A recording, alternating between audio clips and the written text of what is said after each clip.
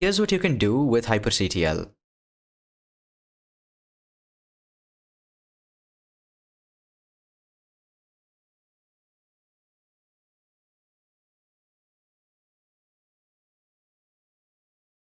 Pretty cool, right? Imagine being able to set up dev environments like this as soon as you log in and not having to move around windows and do all that fun stuff yourself. It's amazing. Now, my gift to you today is going to be showing you exactly how you can do this. So let me close all of these windows. Okay, and let's open the script that actually makes all of this possible. So it's in .local/bin/start workflow. Okay, this is what we're using over here. Now, this might seem a little bit complicated, but don't worry, it's actually extremely simple. I'll walk you through this script and another one that's actually the back end so that you can understand how to do something like this completely for yourself. Okay, now, first thing we have is the config section, right? So here we are setting our terminal. This terminal variable is going to be kitty. That's the terminal that I'm using right over here. Okay, then our editor is going to be Codium. So VS Code, VS Codium that you saw earlier, this is basically the open source version of VS Code, which is much better, right? Trust me, you don't want any of the telemetry that's going on in VS Code's monitoring, tracking hell, whatever it is, right? You don't want that. Now, over here, next up, we have the browser, which is going to be Chromium. Okay, now I'll tell you the reason why I actually picked Chromium, because there is a special reason for it instead of me just using Brave.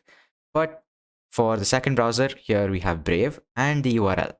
So this URL is basically going to be in my playground, HTML web pages, this, my site, and index.html. That's the file that I'm going to open with the browser, okay? Now, here's where HyperCTL actually comes in. Now, this script is going to be heavily reliant on HyperCTL, even though it's only being used about 3 times over here, right? This is actually doing most of the heavy lifting because the switching of the workspaces, and then that's pretty much it. But still, that's actually a very important function that HyperCTL has to do. So I'll cover how exactly we're going to use the dispatch command like in detail over here, but then I'll also show you a bunch of other HyperCTL commands so that you can extrapolate whatever you want to and use it in your own system. And by the way, if you want to know how to make shell scripts like these that just get stuff done, right, that just do exactly what you want them to without having to manually do everything yourself, just check out my program. First link in the description. I show you pretty much everything of how shell scripts work and how to write your own, how to write compatible shell scripts with a bunch of different operating systems, the whole shebang, right? So if I just show you what I mean, okay, so it's in the system reforging section. If I scroll down over here, yeah, as you can see in the scripts module, which is probably around like 40 minutes or really long, basically, here I cover what shell scripts actually are, brief explanation of the common use cases, and the scripts you are most likely to use. I also give you resources so that you can just download this and try it out hands-on. So go and check that out. Okay, now let's see. Now what is HyperCTL dispatch actually doing? So here we are basically dispatching the command workspace 1. Now what is this doing? This is switching to the first workspace. So if you were on any other workspace, let's say that you were on workspace 4, but then as soon as you launch this dev script with I've bound it to Alt key and X, so as soon as I press Alt and X, it's going to bring me right over here to the first workspace, show the pretty cool greeting that we saw over there, and then start the rest of the applications. Awesome. Okay, next what we're going to do is launch the greeting terminal. Okay, now here, what we're doing is we're asking Kitty to override the font size to 35, set the title to greeting, and then launch this script. Now we're actually setting the title because this is a super important thing to do. I will show you why in just a second, right? But we're setting the title and launching the application. Now, if you're wondering what this ampersand is all about, this is basically this basically means fork this process to the background. So this is going to make this a background process and not wait until this program is finished, right?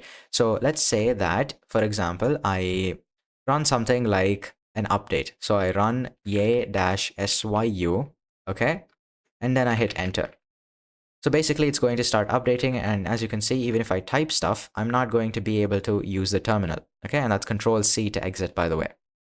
Now, instead what happens is, if I press ampersand after yay-syu, Okay, so if I put an ampersand, what's going to happen is that this yay process is going to basically get forked to the background so that I'll be able to use my terminal and my prompt once again and not have to wait for the yay command to finish. So if I hit enter right now, as you can see over here, it gives you the process ID and okay, we ran into a little bit of an issue, but it's not really an issue and I'll explain why. But as you can see here, I got my prompt back and it seems to have suspended it. Well, that's given because we're actually running, or rather running, a yay command, which is going to update stuff. We want to give it our password, and so we don't actually want to run that in the background. Unless you ran it with -- no confirm, okay? Unless you ran it with -- no confirm, you would not want to be running it in the background. So that's an example of where you would be using the ampersand to fork a process to the background. Like let's say waybar, for example, right? So if I kill waybar, just to show you how this works, if I kill all -9 waybar, so -9 basically just means kill every single sub process and the process itself, okay? What's going to happen if I type waybar is it works, right? That's one thing. And here the output is actually being, or rather, yeah, the output is being hijacked by the waybar process, and so I can't type in anything. Even if I do type something, I'm not going to be able to use the terminal as usual. So in order to fix this, we would use the ampersand as I showed you. Okay, and now we can use the terminal prompt again. Fun. But if I close the terminal, what happens is it's going to quit. That's not what we want. We actually want the bar to be running in the background.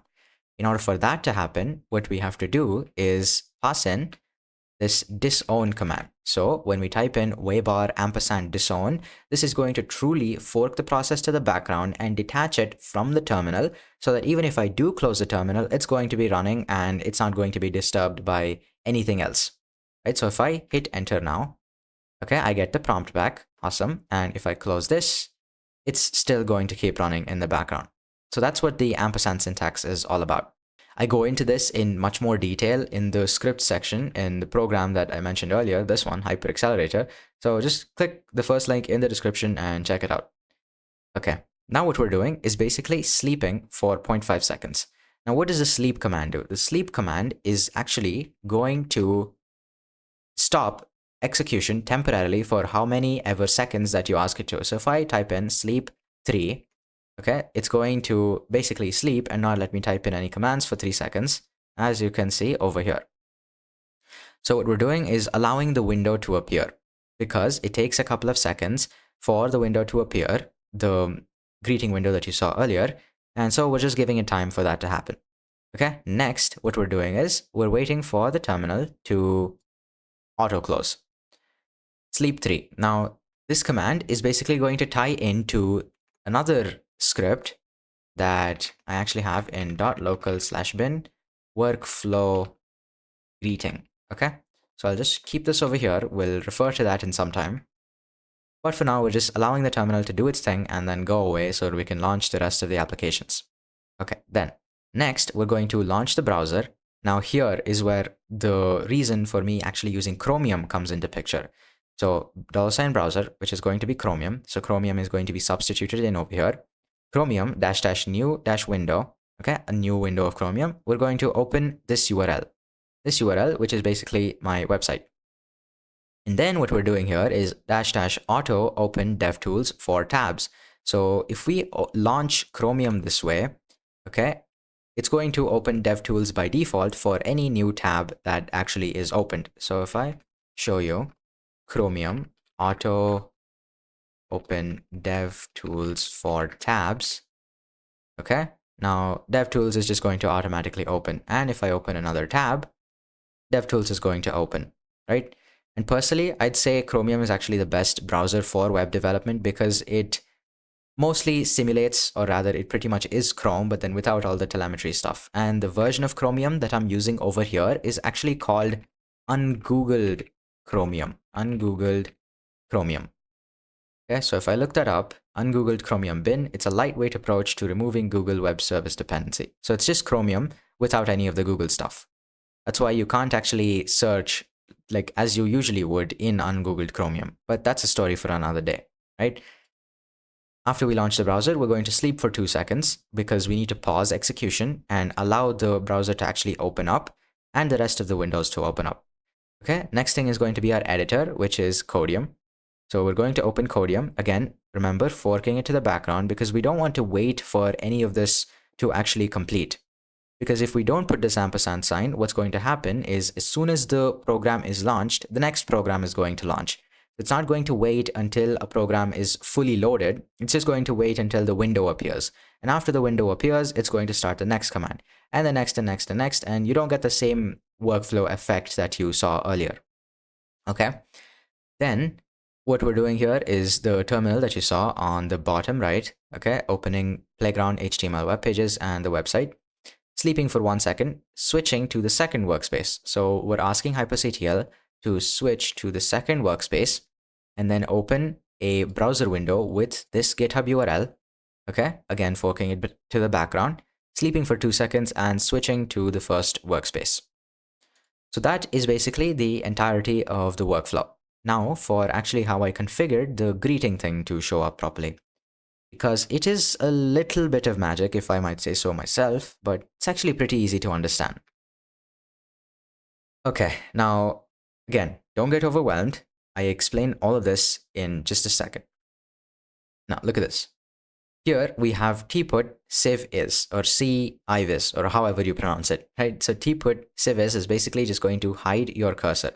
So if we type that in over here just to test it, tput civis, it's going to hide the cursor and not let you see anything that goes on. This is good. We don't want to see our cursor when we're actually looking at the greeting message. What we want to see is the greeting.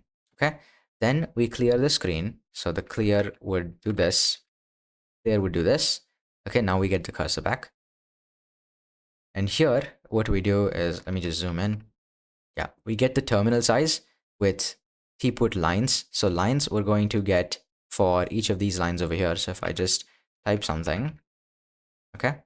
So as you can see, these are the individual rows. So we get the number of rows with tput lines.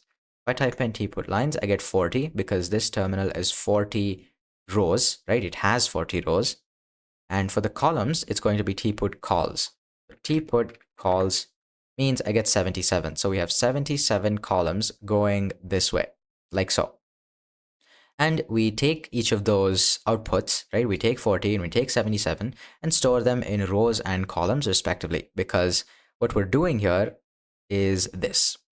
So we're storing the message in MSG and we're calling it greetings, my lord. You can add in whatever you want. It actually sounded really fancy and really empowering. So I suppose I'd pick that for fun. Okay.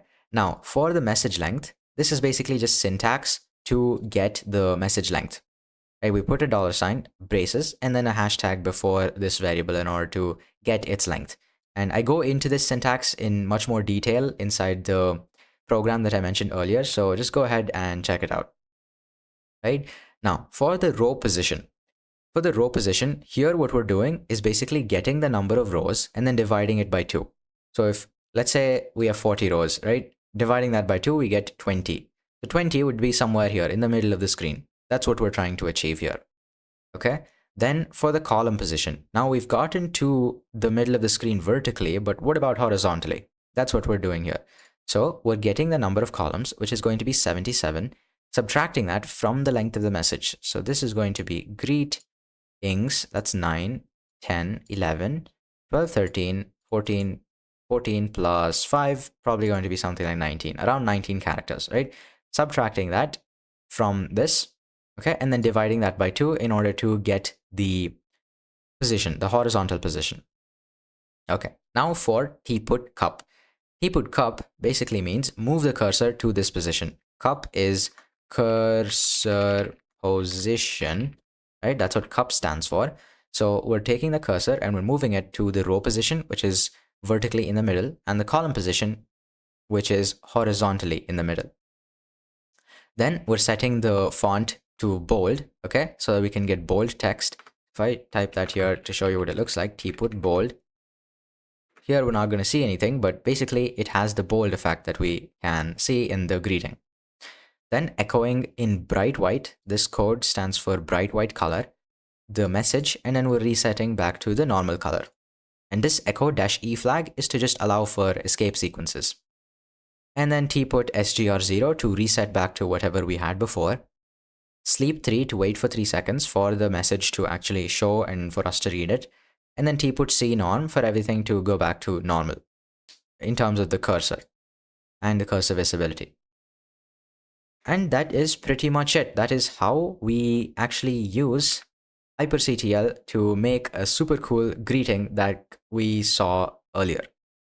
There's one last thing that I need to show you, which is the window rules. So if you saw earlier, we had something going on over here. Yeah, the title.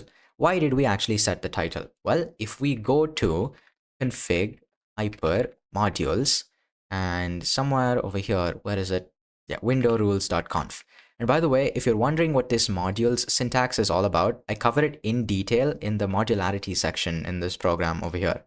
It's in finishing touches modularity, right? It's basically about making things modular and why you should actually bother making things modular. Okay, so just go and check that out. It has a lot of useful stuff. I mean, to be honest, I've practically uploaded my entire brain, my expert brain of 3 years and more of writing Hyperland onto that just for you. So just go ahead, check it out. Now, in the window rules, this is what we're doing. Scrolling down, here's what we have.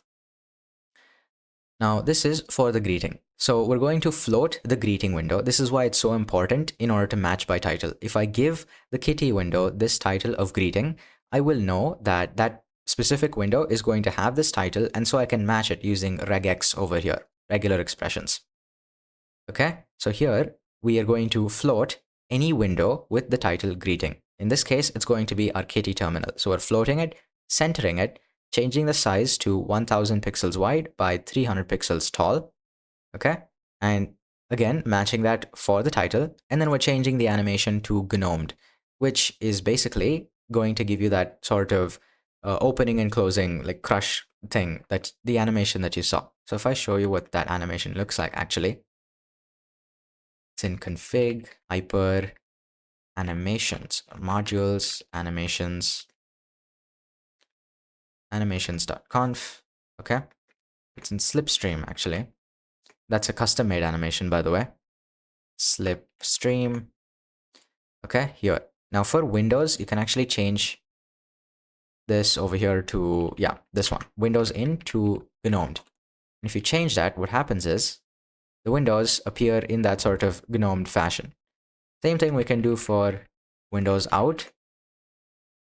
And we see windows appearing and disappearing like so. That's basically what the animation consists of.